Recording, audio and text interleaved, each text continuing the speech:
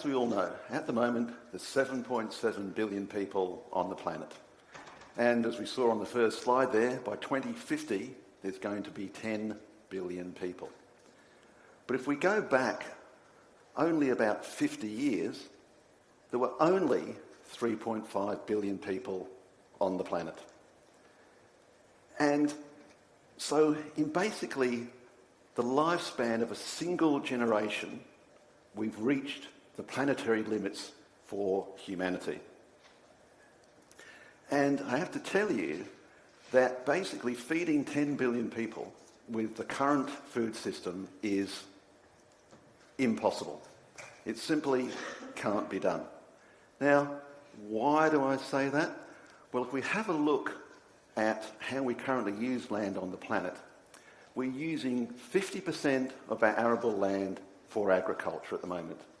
And 70% of that's used for livestock. And by 2050, we're going to need 50% more food.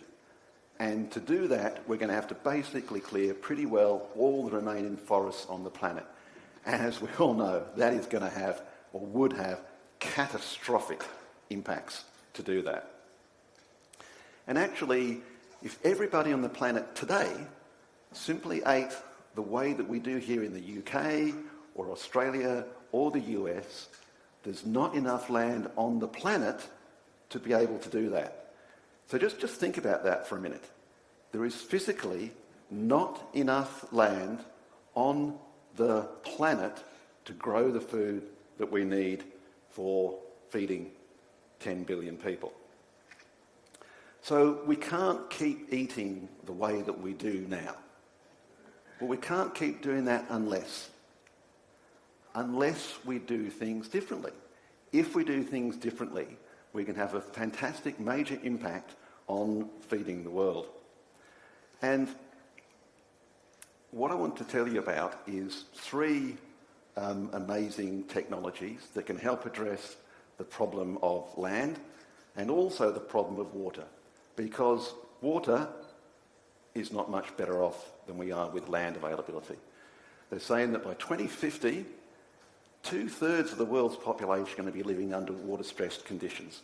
So water is really not any better than land. And some of these new technologies are going to fundamentally challenge the way that we think about how we produce food and how we consume food. And just one of the things I like to do when I'm out and about to just find out how well-known technologies are, I ask my Uber driver. My theory is, if my Uber driver hasn't heard of a technology, it may as well not exist. Attention to all exhibitors. Visitors will be entering in 15 minutes. Thank you. So I tried this in the States a couple of times this year, and I was going to a couple of conferences on some new food technologies, and I had, out of 12 Uber drivers, 6 in each trip roughly, I had one Uber driver who thought he'd heard of one of the technologies. So it really is, a lot of work to be done to get these technologies out into the general populace. And I mean, some of these technologies, they are controversial. But it's not the first time that new technology has been called unnatural or Franken products or things like that. I mean, it's been going on for a long time. I mean, when you think about the ice in your refrigerator, do you think I'm going to go and get some mechanically frozen ice from my refrigerator? Is it unnatural? No, it's just ice. But believe it or not, back in the 1800s, there were ice barons who shipped ice from North America, from the lakes in North America, to India. And even with the melt that happened, they could still make a fortune out of selling ice to India to put in their drinks. And they used to give it the old give away a bit for free. Once you've had ice in your orange juice, you are never going back. So you're quite prepared to pay for it next time you go in and have your orange juice. They actually had a Natural Ice Association of America. And when all this other ice stuff came along, it was unnatural. Whereas a Franken product, I mean, natural ice melts slower than this other stuff. So that's why you should buy my ice and not this other ice over here. So it's not unusual for new technologies to be demonised. And the other one is, how about IVF babies? Now, back in the days when this first started, they were called test tube babies. But, do we think of IVF babies any differently now than we think about natural humans? Do we have two races of humans on the planet? Do we have IVF humans and natural humans? Of course we don't. Like ice, they're just conceived in a different way. So there's nothing Franken or strange about that. But what it is that as people become familiar with technologies, they come to accept the technologies and they're more tolerant. So we're going back quite a few years now with IVF and a long time back to the 1800s with ice. Things that we consider quite natural and normal now, were once Franken products. And that brings me to my first technology I'd like to talk about. And have you ever asked yourself, why do we grow a whole cow or a chicken or a pig just to get the meat? I mean, we don't really want the rest of the animal. We actually only use 40% of the animal for food. So we grow 60% of it because we have to grow it as an animal rather than just getting the bit that we want, which is the food. But now you can have your cow and eat it too. And that's a technology called various things. It's called cell-based meat, it's called cultivated meat, it's called cultured meat. But the one I hate with a passion is lab-grown meat. Now, you've ever seen those articles and they show you this Petri dish full of minced meat or a test tube full of minced meat? Well, I mean, anyone who's in the food industry, particularly manufacturing, knows that all new products start out in a lab. You want a new flavour in your yogurt, it'll start in your food lab and it'll go to bench scale and pilot scale and then it'll go out to full manufacturing. So it's no more lab grown than anything else. In fact, the best way to describe it is like beer. In beer, you take yeast, you add it to the water, the hops, the other ingredients, and then what you do then is, of course, you strain the yeast off and keep the beer. Put your hand up if you think keeping the beer is a good idea. Yeah, good, some good takers there. I like that one. I think it's definitely the best thing to do. What we do with our cell-based or cultivated meat is we do the same thing. We add the cells to the growth media, but then we take the cells out and we dispose or recycle the liquid. So really looking at getting this technology as familiar to people is describing it in a way that people can anchor on. If you give people a product and they have no anchor point, then it's just way too scary and you have no idea what to do with it. So you might be thinking, yuck, Franken meat. Yes, I'm in your brains. You're still thinking yuck. But think about our ice. Think about our IVF babies. They're not unnatural. We don't certainly consider those unnatural at this point. So this is the same thing. And there's a lot of cognitive dissonance around on meat, and that's why this cell-based meat is a game changer. Now, cognitive dissonance is, of course, when you believe one thing but you do another. So there's disagreement between what you believe and what you actually do. And that's what happens with cell-based meat and people eating meat in general. 37% of all people in the US want all slaughterhouses, abattoirs, closed. And that's not a greeny left-wing tree hugger bunch of people somewhere. That was done by the University of Oklahoma Economic Ag Department. They checked the study themselves that was done by the Sentience Institute. And 37% of people, but they still eat meat, but they want all slaughterhouses closed. So that makes life very, very difficult. But if we look at how this game changer affects the cognitive dissonance, I'll give you a little example here. What I've got in my hand, I have two hamburger patties. One in this hand comes from Jenny here, and we took a small biopsy. Jenny's run away, still eating the grass in the meadows there. The other one I've got in my hand here comes from Daisy. That's Daisy. Now, I ask people, which one of these would you eat? If I tell you they're both identical, they have the same nutritional value, they have the same physical, sensory, absolutely indistinguishable products, the vast majority of people I talk to say, I take the one where it didn't die. So this is why this is a game changer, because whilst you might say, look, we've got all these wonderful plant-based products out there that mimic meat really, really well, the problem goes back to a study. This is a good example. I was in Bangkok at another conference, and a lady there had done a test for McDonald's, testing their McCafe coffee against Starbucks coffee. And when they did them blind, guess who won? McCafe won, handily, no problems. Same test, labelled them, guess which one won then? Starbucks. Because people just knew that the Starbucks had to be better than the McDonald's coffee. So just knowing something's plant-based, I don't think is going to persuade people to stop eating meat, whether it's physiological or cultural or whatever it is, we like to eat meat. And if you have a look at the timing on this, it's not going to be a long time. We're going to see some of these products as hamburger patties end of 2020, and we're going to see steaks by 2022.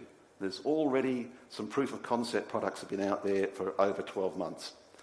So 2025, we'll start seeing commercial quantities, but I don't know about you, 6 years passes in the blink of an eye. So before we know it, we'll be able to get these products, go out to a restaurant. Most likely company to be first off the mark is a company called Just, who make the vegan mayonnaises and so on. They're going to have a $50 chicken nugget. That's how much that will cost. So obviously, scale is just a little bit of a problem there. But again, we've got to realise these are technology companies that make food. And when you think of those things, you've all got in your hands or your mobile phones. In 2006, smartphones didn't exist. So look how far we've come in only 13 years. So exponential growth in this sort of thing. Don't think that by 2025 there's going to be, this industry is going to be taking a bit of a bite out of the conventional meat industry, or at very minimum, it's going to be able to produce meat products far, far more efficiently than conventional meat industry, because we simply don't have the resources we talked about. We don't have the land, we don't have the water. We can't just keep clearing forests and growing more cows. Simply not going to happen. And global meat requirements set to double by 2050. And as I said, we just simply don't have the resources to sustainably and equitably do that with the current systems. And I think, there's a lot of arguments about greenhouse gas emissions of conventional agriculture and regenerative agriculture and everything else. But in my mind, there's no doubt that land-wise, it's 90% less land required. Much less land for a brewery-type operation than thousands of acres worth of land for grazing cattle or other ruminants. So I think that's indisputable. Same thing with the water. We can recycle the water usage. I think it'll probably be also better in greenhouse gas emission and energy usage, but I think the jury's still out on there, because we actually don't have a process that we can use to test, so we can't even prove one way or another, except in a couple of pretty obvious ones in the land and the water usage. So basically, it's maximising the use of those global resources. And what I'll look at now is our second technology. Now, who in the room, put your hand up, do you know someone who has type diabetes, 2 diabetes or type 1 diabetes? Okay. So obviously they're using insulin. Now, insulin used to come from train loads of pig pancreases. And it would take tons and tons of pig pancreases to make grams of insulin. And then in 1982, a company called Genentech and another company called Eli Lilly made the first synthetic biology insulin. They put the DNA for human insulin into a microbe, and they got that microbe to produce insulin.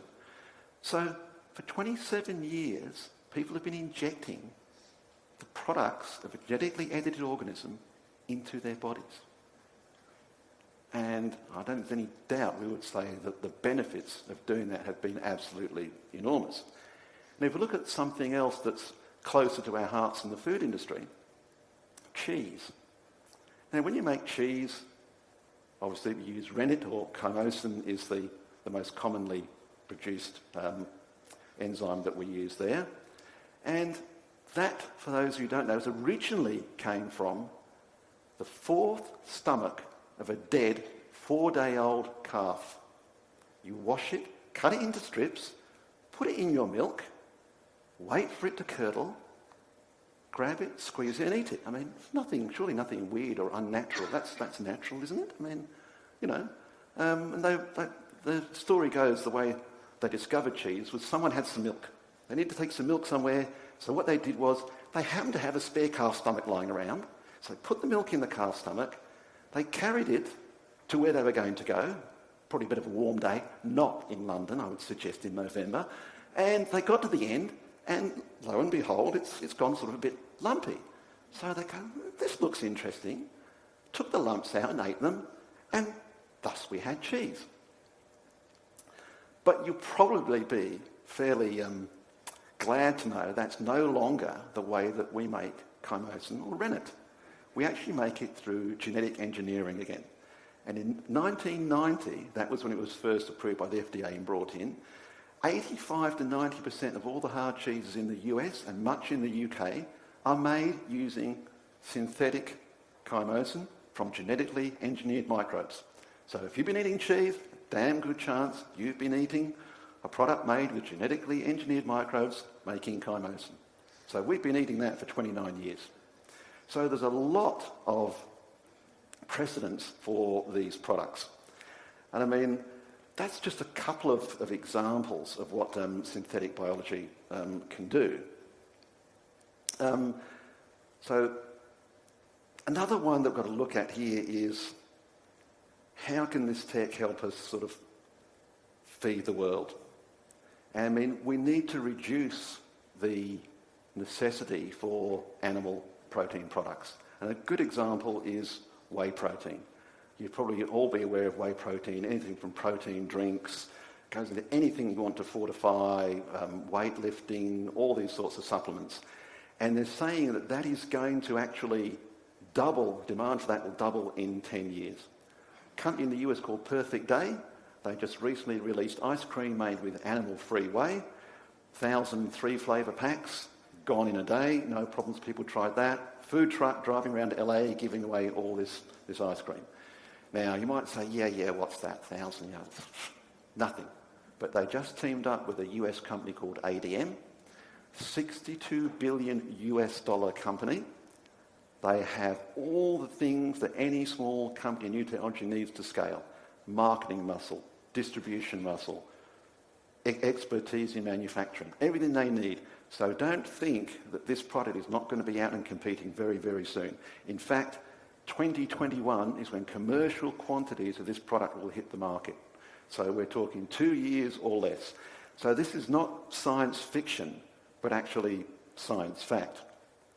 Now, I'm going to be taking a few questions in a few minutes, so think up any questions while I just go on to the next part here and talk about our third technology, which is alternative proteins. Now, termites aren't the only ones that can eat wood.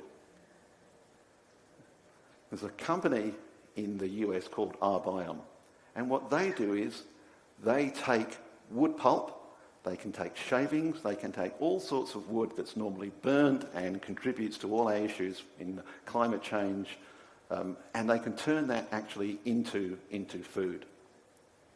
So that's an example of yet another one where we're looking at the sustainability and the ability to reduce waste in making our food. Another one is a company called Solar Foods. Now, they make food from electricity. They split water into hydrogen and oxygen, and then they add the microbes, some minerals, some carbon dioxide, and they make biomass. So they can do that anywhere. They can do that like this slide shows here. You can do it with non-arable land. You don't need arable land. So this helps us with the land. And it uses 100 times less land and 1,000 times less water than conventional protein manufacture. So all three of these technologies do more with less. And they address the sustainability side of things, how to make the food sustainably. But what about equitable distribution? How do we do that? But I'm going to come to that in a minute after we talk about our questions. Brilliant. Thank you very much, Tony. Thanks very much, Tony. Fascinating. Speaking as someone who's a dedicated carnivore who also likes animals, I particularly recognise that cognitive dissonance. So I'll eat them, but I don't like killing them. So most people like to think, Daisy, steak in plastic. Don't Yeah, think right. about what's in between. Exactly. So we have a few minutes now for questions. Does anyone have a question here now? Yes. Hello. This is Mr. Kozo. What technologies are you aware of that can help households minimize food waste? We know that food waste happens at the household level, and it seems that there is no solution for that. No. That, to me, is not so much a technology problem as... Yeah. It's not so much a technology problem as a social problem and a cultural problem, is that we're accustomed to so much food that if we waste some of it, so what? When, last night I had dinner, the steak was too big, I only ate 2/3, so a third of it went to waste. Do I really care? Yes, I do, actually, personally, but, do I care? No. It goes out, I ate enough for me, that gets thrown out, I paid the money. I'm not asking for a refund for the third of the steak I didn't eat. So I think it's really as much a cultural problem and a social problem to persuade people that this is a real issue. And actually, you've touched on something I'm going to come to in a minute, so we'll talk about that in a sec. Okay, fantastic. You mentioned a cultural problem, and I was thinking as you were speaking, why would I think I don't want to eat a steak that's been grown rather than a steak that's been grown, when you put it like that? And at the same time, we are being told consistently and persistently that to have a better diet, we should have food that's less processed. And so, and I understand that it's process, but can you tell us a bit more about that kind of cultural barrier? If food is more processed, it's generally worse, and if food is natural, it's generally better. I mean, there's a big push against ultra-processed foods and eating whole foods and things like that.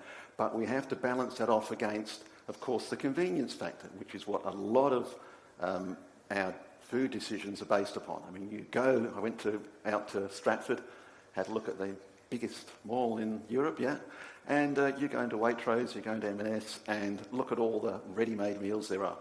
Convenience is still king at this point, and consumers are multidimensional in their decision-making. I have some people in Australia going, oh, they forget the Impossible Foods and Beyond Meats burgers. They're too processed. Whole foods are it. People won't buy them. And then I say, well, then why is it in 7,200 Burger Kings in the US and they just bought 2 new products in?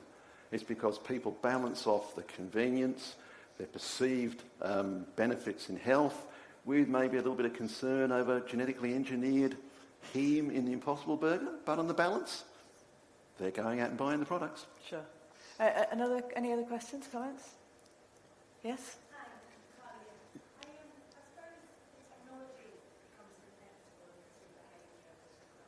One thing that I can't get my head around at scale is affordability. So I think, at the point of time with the environmental benefits that we need to have affordable solutions. And that's something that I still can't see. That's a very, very interesting question, Colin. Now, what you've got to look at is someone's on Twitter from the States. Look at this amazing, I think, 11 million pounds or something of Beyond Meat burgers made last year. I used to work for a company that made hamburger patties for McDonald's. And I did a quick calculation and said, with my little plant in Australia, which is tiny compared to the US plants, going back 15 years, I could have made the entire year's production of Beyond Meat in 6 weeks. So that's the scale difference between conventional hamburger patties or protein production and what we're looking at with alternative proteins. And you've got what they call the experience curve. Every time you double the volume, you take 10 to 20%, maybe about 15% off the price.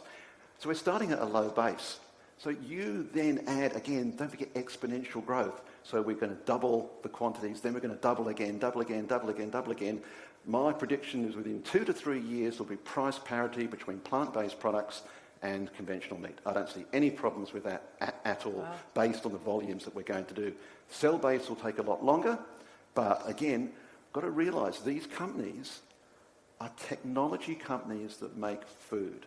So think about that when you think about cost reduction, when you think about performance increase. In the food industry, we're generally pretty happy. We get the price down 2% a year, we're pretty damn happy. We get the volumes up a couple of percent a year, we're pretty damn happy.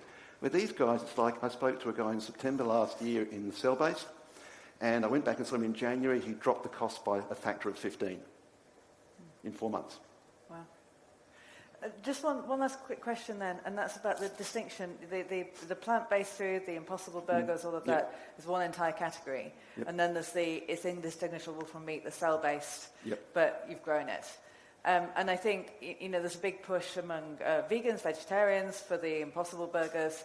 How do the I'm not going to call it lab grown, I'm going to call it technologically produced. Cultivated. Cultivated. How does the cultivated beef Look, I mean, square with the whole vegetarian?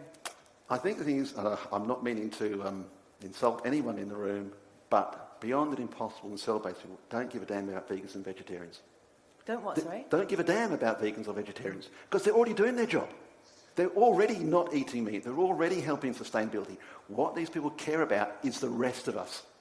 Because unless we get, depending on the country, the 80, 90, 97% of people who are not vegan or vegetarian to eat some of these products, it's not going to make a difference. And Pat Brown and Ethan Brown from Impossible and Beyond have both said, great guys if you want to eat it, but really, you're not helping. You're already vegetarian. You're already vegan. So we want the rest of them. Sorry about that, but we want the rest of the population. And do you think cell-based meat, what did you call it? Cultivated. Cultivated. That's the latest trend. That's the latest. Okay. That's the latest one. Although you do cultivate cows, I suppose, but cultivated beef. Do you think you can make an argument cultivated beef ought to be okay for vegetarians? Look, it really is, depends why you become a vegan or a vegetarian. If it's because, like you were saying, Gabrielle, I don't want animals killed, and that's my reason. Well, if no animal died, and there was really no pain or suffering to get this, then do I feel that I can eat that? I mean, it's really a question for individuals as to why they became vegan or vegetarian in the first place. Yeah. Well, I tell you, I totally would. Anyway, we're finished with the questions there. You had one last thing you wanted to say. Yeah, one last thing. Well, now, as I say, we've addressed sustainability, but what about equitably feeding the planet? Because we had the question about, how do we address food waste and so on. Now, this is a statement that came out from the World Resources Institute, which basically says the only way to feed the world is to basically stop all the people who are eating too much from eating that much and eat a bit less. And I look at that and go, I want to challenge that. Fundamentally, that is not going to work. To persuade people to eat less, to waste less. I mean, we've been at the obesity epidemic for how many decades? That's been a great success, hasn't it? So how are we going to persuade people to eat less? I don't think that we can, not fast enough and not by enough. I think if we did the linear, 1% here and 2% there, that'll make a difference.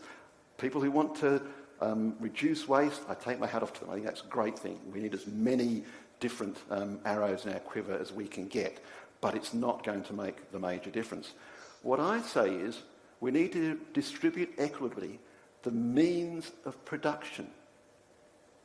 So imagine if a couple of those technologies I talked about, you had a Solar Foods protein manufacturing plant in a desert somewhere, non-arable land, and the output of that is used to make alternative meat or other protein products. And imagine if you had algal ponds. Again, you put in non-arable land, you can use the protein, the biomass and everything there to make, say, alternative milk products. Now, you sort of might say, that's a bit of a pipe dream, isn't it?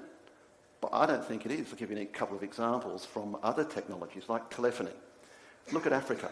When Africa wanted to distribute communications and telephony around their countries, what did they do? Did they get out the trench diggers, dig thousands of kilometres, lay copper wire exchanges, handsets, everything else in? Of Of course they didn't. They went straight to mobile phones. They leapfrogged decades of technology that we've had to put up with here in order to deliver telephony. And with 5G coming up, it'll be faster than our landlines. So they've leapfrogged our technologies.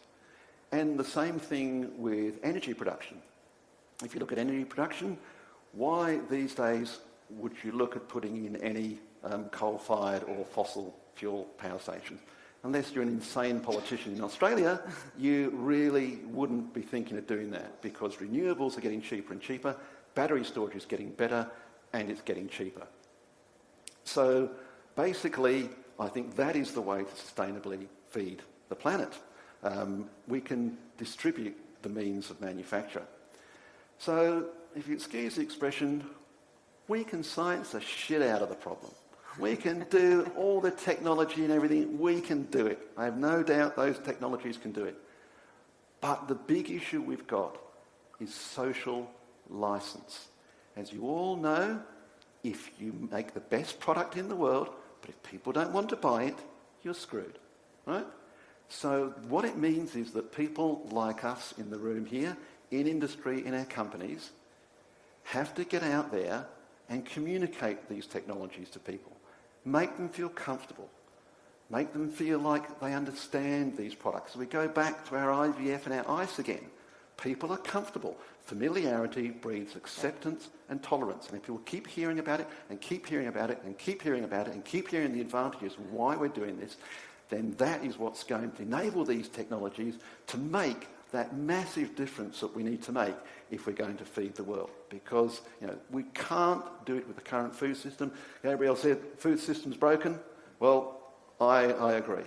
So if I just loop back around to that very first slide, will feeding the world kill the planet? No, feeding the world doesn't have to kill the planet. But the choice is ours. Thank you.